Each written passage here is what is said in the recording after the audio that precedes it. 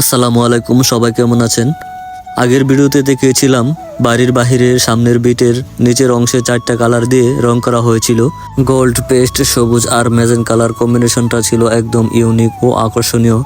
আজকে উপরের বিটের কাজও সম্পন্ন করা হয়েছে।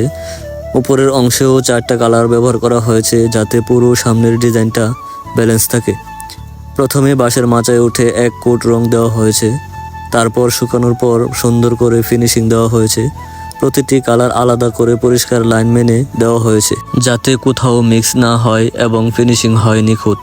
ফিনিশিংয়ের পর সামনের সাইডে এসেছে একদম রাজকীয় লুক। তবে পুরো কাজ এখনো শেষ হয়নি, সামনের পিলারের কাজ এখনো বাকি আছে। ইনশাআল্লাহ পিলারের কাজ শেষ হলে পুরো সামনের অংশ হবে সম্পূর্ণ কমপ্লিট ও আরও সুন্দর। এভাবেই ধীরে ধীরে যত্ন নিয়ে প্রতিটি কাজ শেষ করেছি।